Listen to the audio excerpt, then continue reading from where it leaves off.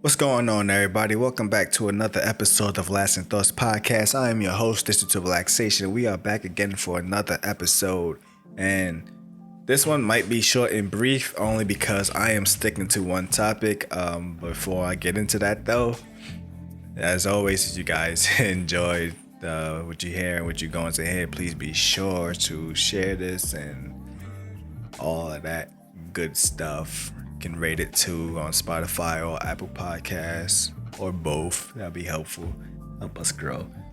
But yeah, so I officially have dubbed this week Cyberpunk week, and I'm gonna obviously get into why.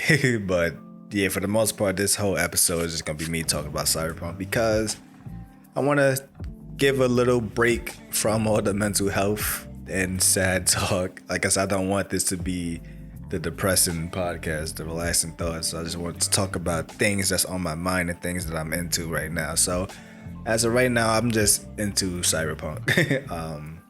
More so the game, but we're gonna talk about everything. So yeah, so gonna start off light as always before we get into everything. What I've been up to. That's been non-cyberpunk. Actually today, came home and saw that my new vinyl record has came today. It's Madison McFerrin's "You and I." Well, I think it was an EP album. The EP itself is only 6 songs, but the vinyl comes with 4 additional songs, which is dope. So got that, add to my collection, get that collection growing. But yeah, got that. Also just randomly started watching the Men in Black movies. I watched the first 2 movies, might watch the third one just to finish the trilogy. But I don't know, something just told me to watch it. But it was also more so for the first one, but kind of the second one. I was just thinking about I was thinking about the movie, then I was thinking about Will Smith's career, then I was thinking about Will Smith effects on movies. So Men in Black, the way it was presented, like when you think about like just the story and the choices that was made and whatnot for Will Smith character specifically, is like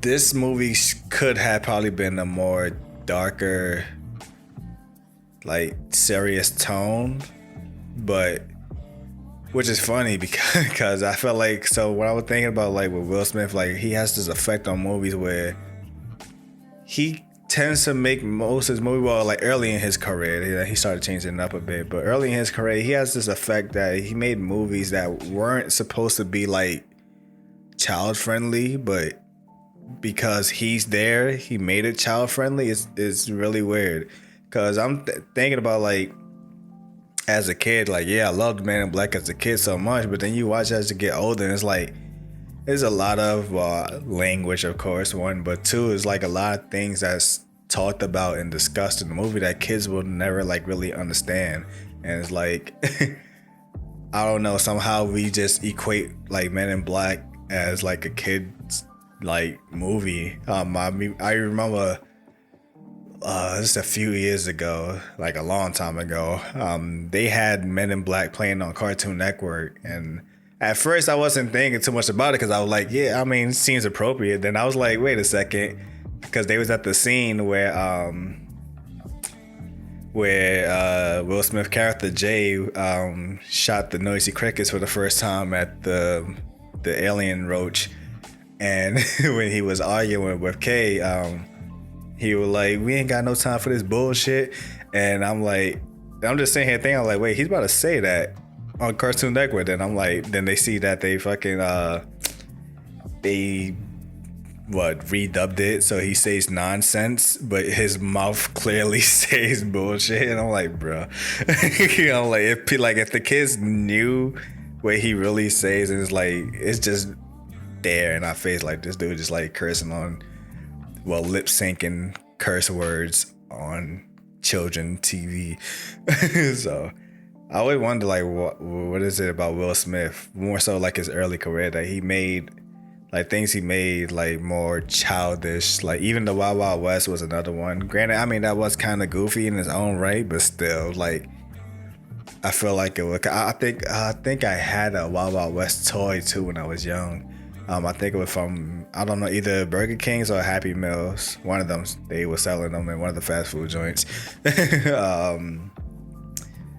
But yeah, then not even that. Fast forward to when Man in Black ended up getting his own cartoon show. I was like, so they just doubled down on it being a child friendly thing, and I'm like, it's not. Like the concept of Will Smith learning about basically that, you know, aliens exist, like before his life was normal. Now he has to deal with the fact that he just learned that aliens exist, and then, you know, he got hit with the choice where you can join them, but obviously if not, then he'll just erase his memory. So it's like there was that scene where after he told him for the first time, like, you know, what's the options, and he was just sitting there on the bench like the entire day, just sitting there thinking about it. And when I was young, I always like didn't understand that scene, like why he just sitting there. Like it's a cool shot, but like I didn't understand it. So I asked my cousin once, I like why like why is he just sitting there? And he like, bro, he just found out like his whole life just changed. So I'm like, I didn't really get it at the time still, but I was like, oh, okay. But now I get it more. So it's like, damn, like, yeah, it's like, what, like, how would you feel like learning? Well, I mean, there's a lot of people who already feel that we are, not only that we're not alone in this planet, but not, well, the universe, but not alone in the planet specifically. Like they are already here. But yeah, like knowing it and what you're gonna do about it. It's like he had to give up his life. Like that's what he said. Like, what's the catch? You like basically no one will know you exist ever. Like everything you had in your past life is gone. Like you basically are erased. And I wish they would have went more in depth with that in the first movie, I guess, or maybe even the sequel. They kind of did, but more so, like what I mean is like more of a, I don't want to say a prequel, but like an understanding of what his life was before he joined the Men in Black. Obviously, the third movie they did like a flashback into when he was younger and all of that, but like we didn't know. Like we know he was a police officer, but we didn't know. You know, did he have any family? He have a girlfriend? Anything? Like he like. Yeah, despite that he took a while to make that decision, it still felt too quick because it was like, I guess he just didn't have nothing to begin with. And it was like, all right, am I like weighing my options? I'm not really doing nothing here, so I might as well do something that's more beneficial to the universe or the galaxy. And then he even like doubled down on it on the second movie in the opening scene where he was basically battling with Jeff the Worm. And he asked his partner, he like, you know who James is? And his partner like, no. He like, well, he just saved basically 28 people on the train and nobody don't know who he is. And basically that was who he was. His real name was James. He was like, you gotta deal with the fact that you are changing lives or helping lives, helping the world, helping the universe, and not a single person is going to know that you did it. Like you have to be so, like you had to be like very, you know, not selfish. I'm trying to think of the other word I'm trying to say. It's not coming out. It's there, but I can't say it. But you know, you can't be focusing on yourself. You can't be selfish and thinking you want to shine in the glory for saving the world. Like, nah, it's not gonna work that way. But yeah, I don't know, just something to think about. That was just a weird detour I took in my life recently, just watching those movies. Like, so I still gonna watch the third one. But yeah, and it was also funny again. Like I said, I always love watching older movies like after that I like as a kid, and watching them now to like re-grasp new meanings and also catching new jokes. So there were some jokes that had me laughing harder than before when I like first watched the movie. I'm like, bruh. But yeah, what else? Been hanging out with my better half, my close friend. Just been talking about life with each other, and what we want to do in terms of like, she's like want to focus more on doing something else with her career and whatnot, and I'm just trying to focus on like doing more with like my hobbies, I guess, and my content creating. So we just bouncing ideas off of each other. That's about it. But speaking of, GTA 6 was recently leaked. I don't know how this happened, but that was the leak of the century just now. Because if y'all know anything about Rockstar, they rarely leak. Like, you rarely find a leak anywhere. Like, they won't let you know anything about their games unless they want you to know type stuff. So the fact that it got leaked is big. I just recently saw that the FBI is actually looking into it. But what I gathered from the leak, seeing this takes place in Vice City. The story seems to be focusing on a male and a female. I think you can swap between both of them, but it's like I don't want to say it's a co-op thing. Like they are always gonna be together. Like what I'm getting from this is like Bonnie and Clyde. I guess they seem to just be like a Bonnie and Clyde couple.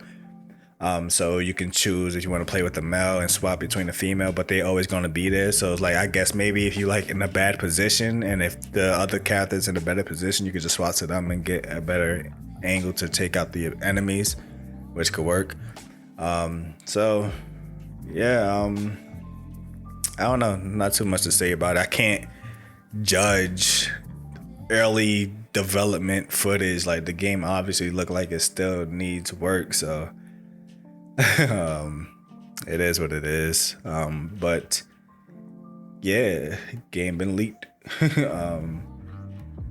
But yeah, that's everything. Let's get into this Cyberpunk episode. Like I said, this episode might be short, but I just want to talk about Cyberpunk.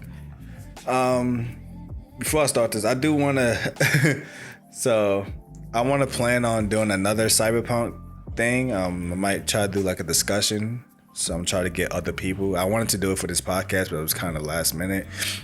So I might do like a discussion thing and put it on my YouTube. So be on the lookout for that if you want to hear more Cyberpunk talk from different perspectives. But speaking of Cyberpunk, the Cyberpunk Edgerunners anime recently came out, and I was kind of holding off on it for a bit because I don't know. I didn't feel like I was gonna be in the mood to just be watching episodes and whatnot. Like, I thought I was gonna watch it like, every other day, but I put it on and I binge watched the entire anime right there and then. No spoilers. If you don't know anything about the anime, or if you're interested in the anime, the story follows. Also, you do not need to play the game. It is connected in the universe of the game, Cyberpunk 2077. You do not need to play the game and to get into the anime. The anime takes place a few years before the game, so most of what happens in the game, obviously, it already happened in the anime, so it doesn't cross over. Obviously, there's some characters, and the city that takes place in is where the game is, so there's gonna be some reference and things you're gonna be seeing if you played the game before. So it makes the viewing better, because like, oh, I know that place, like all the times you've been around the area. So yeah, but you do not need to play the game to enjoy the anime. Which I'm actually going to get into that in a minute about what the anime actually has done. But the anime follows David Martinez, basically a street kid who has his mother is like, it's like one of those stories of the single mom is, working hard so her son can go to a good school, but he's like, he don't really feel like he fits in there. Like, despite he's actually like straight A student, but it's just not for him. He want to do more with his life, I guess. And basically he got what he wanted. He had a chance encounter in life, and a life-changing scenario happens in his life, and yeah, I can't, like I said, like that. Just talking about the first episode would be spoilers enough, so I can't do it no justice. But the anime is very good, and it will hit you in the feels. I will say that. But yeah, give it a shot. It's great, and if you have not, play the game as well. But speaking of that, I've been wanting to do this video for like the past week or so, but after watching the anime, it kind of like just gave me the drive to actually do it. So I finally did an episode 2 of my What Happened series, and I talk about the Cyberpunk 2077 game. Basically talking about the game's journey from when it first got announced a decade ago to when it first launched, to the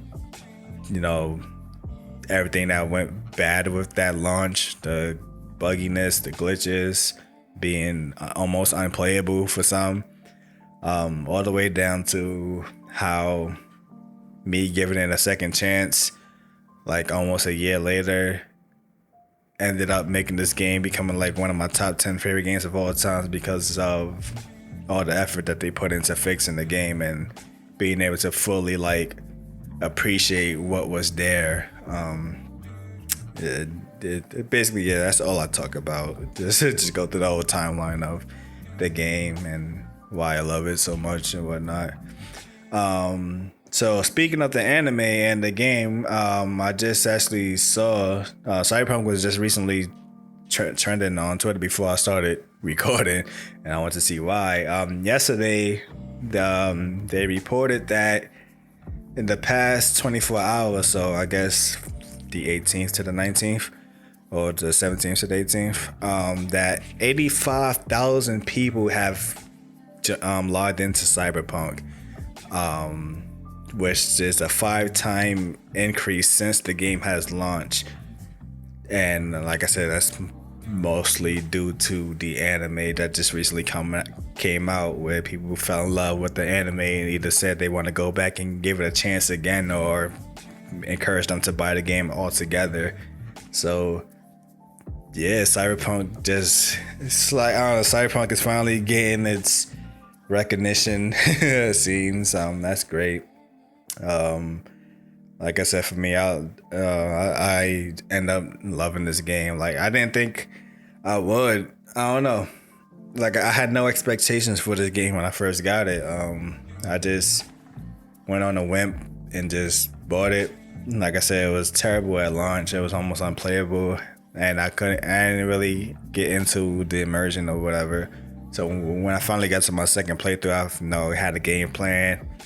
They finally fixed most of the issues. They even added new content. I decided to learn how to actually make a build for my character, because that's how the game works. It's not like every time you level up, you get strong. Like, now you gotta actually focus your like skill trees on specific skills, because you will run out of points eventually when you max out.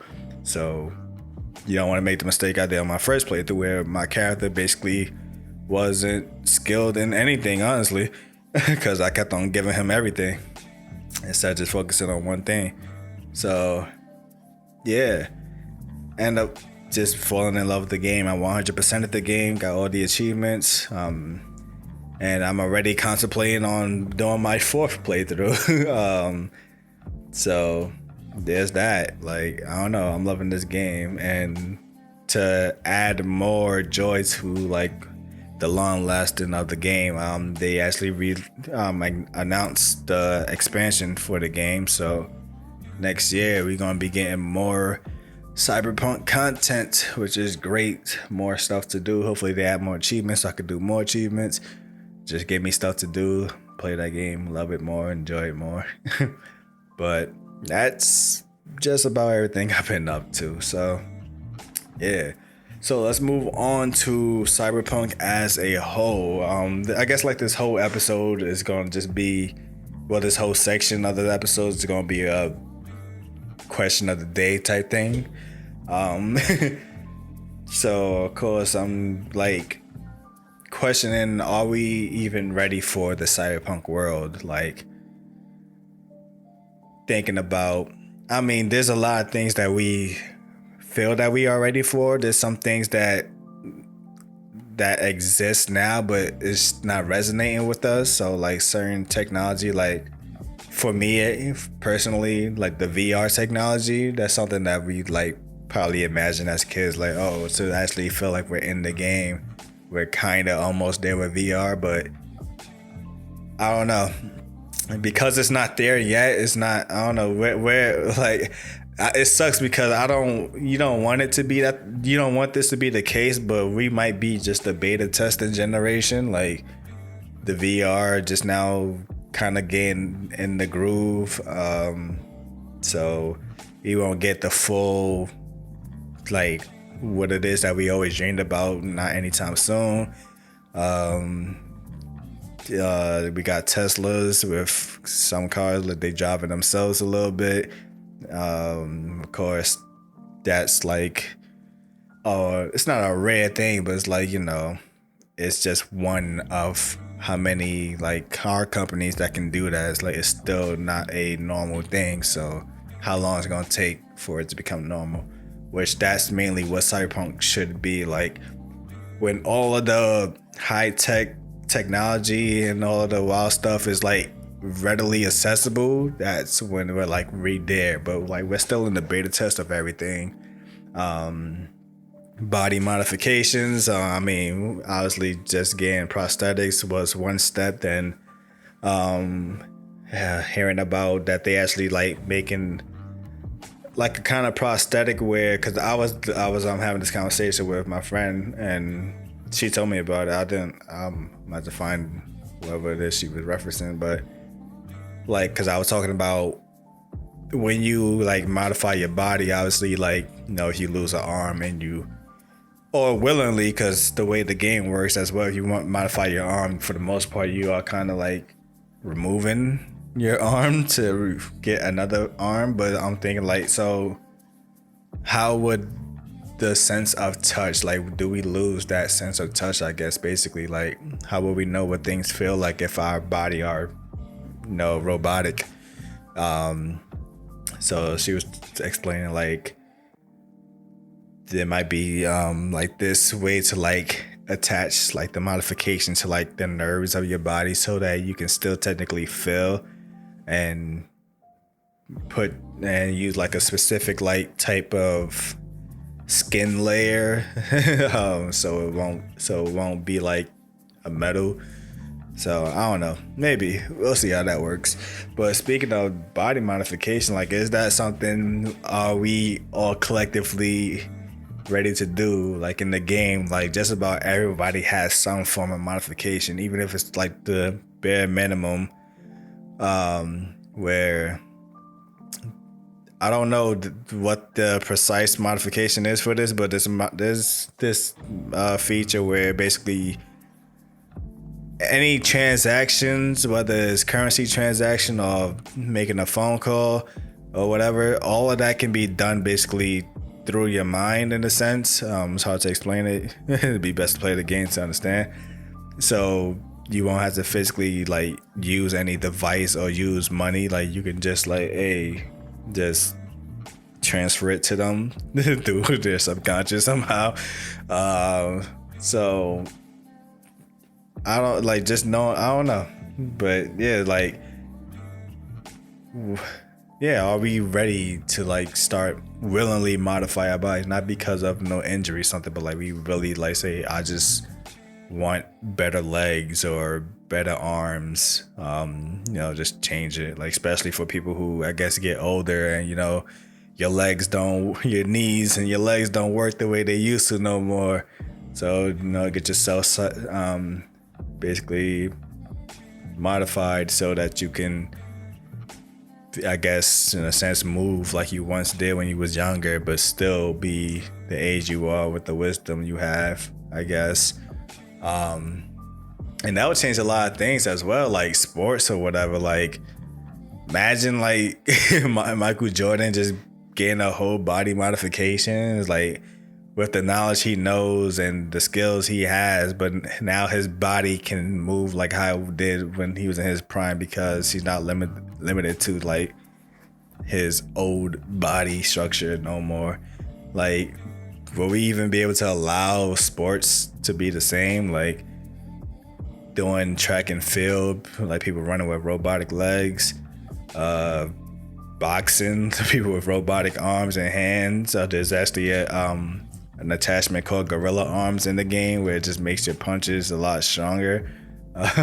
So yeah, like it will have to change a lot of things that's like normal to us now. Like what, like either are we gonna have to like make a new separate, like there's the NBA and then there's the NBA X where everybody in that league is like modified and enhanced. Like I don't know.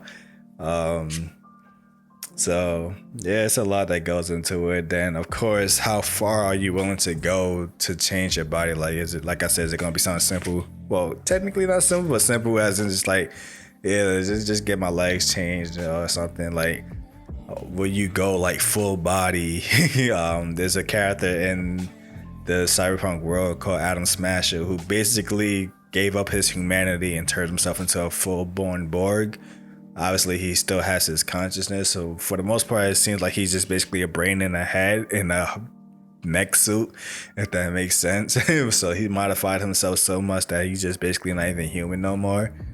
Yeah, like how far are you willing to go to change that? And of course, seeing from the anime and kind of the game that there's no precaution to take during the surgery, so it's like you kind of are awake and aware of it and maybe feeling it. So there's a scene where like a montage where the main character in the anime kept on getting modifications, and they were showing like he was just sitting there going through it, like wasn't going, like he wasn't knocked out or nothing. Like, bro, like sitting there and feeling your body getting basically dissected and stuff taken out and new stuff getting put in. Like, I don't know. But yeah, I don't know what for me. For me, any modification would probably have to be something that's like physical. I don't trust like I said, like there's a way you can call with your head or your eyes. I don't know. They don't properly explain how that works, but I don't like the idea of your eyes being a cyber thing because more so the Black Mirror episode kind of enforced this, where there was a episode, I didn't watch the episode, but I kind of know what happens, where it's like you can basically kind of watch TV or browse the web or whatever through your eyes, but they punished the main character for whatever they did or whatever it was they were trying to do, where they wanted to basically they kind of imprisoned him in his own eyes. Like they just forced him to watch whatever it is they made him to watch. And just think about the idea of like when you close your eyes to go to sleep, like are you still technically, when you close your eyes you can still technically see the screen? So it's like, I don't know, yeah, like how you turn your eyes off. But yeah, I think they did that like twice in Black Mirror. I think there was also the other episode with the soldier. Or is that the same episode? I might be bugging. But yeah, I don't know. Probably something for me. Probably yeah, like something maybe for my arm or whatever. Like just to make myself stronger, capable of doing things. Like especially like all the jobs I had in my past, like were been physical jobs. I wanted to like strain myself and be sore. But yeah. But yeah, how far are you willing to go? So I kind of already mentioned like how we're kind of like in the beta stage of like all the technology that's happening that we kind of like, you know, dreamed of happening. It's like slowly happening now. So my question kind of is like, Why? Like, why is it taking us so long? Like, we always see all the movies, especially Back to the Future, which what year was that supposed to be? I think 2015 or something like that, when he went to the future and flying cars and self-tying shoelaces and hoverboards and whatnot. And here we are. For the most part, don't have any of that. So it's like, why are we still so behind of like how we thought the world was going to be by this certain year? Like, when you was young, like especially for people like who grew up in the 90s or 80s, like thinking about the number 2022, like how futuristic that number sounds, like thinking like, damn, like what craziness we gonna have in this world. I mean, granted, yes, it is a big, huge leap from that time period to now. Like even just simple things from like having a boombox to a Walkman to your iPod all the way to streaming music. So yes, it has been a big jump, but not like a huge societal jump, I guess. Like there hasn't been that one thing that's like, oh, this kind of changed the game. Like the moment we went from horse and carriage to full-blown automobiles, that's like a big cyberpunk change. Like I said, the fact that we're now kind of slowly welcoming like the Teslas, the electronic cars and self-driving cars, but it's like that's still pricey. It's not the norm yet. It's still not. No, we can't. Not everyone can just get it. So it's like we're still in the early stage of it, and I'm like, why are we still behind what we always felt that we should have been at? Just questioning. But yeah, I don't know. Cyberpunk, man. Is it gonna happen soon? Or are we just not the right generation? Is it gonna happen long before us? I mean, 2077 in the game, obviously that's a long time from now, but even in the game actually has moments that took place in the early 2020s actually, and cyber mods were actually kind of becoming a thing at the time. So yeah, but I don't know, maybe it's just not our time, or maybe in the next few years to a decade we might see some big strides. Who knows?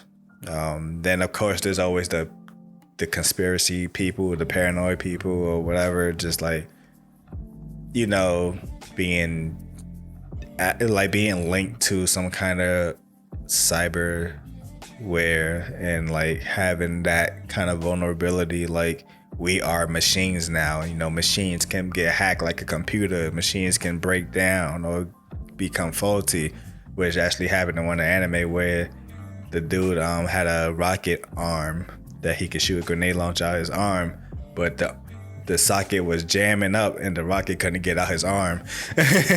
So yeah, like we don't know like what's the ramifications of that. Like your body could like break down, probably rust or something if you don't, like, you gotta take care of your body.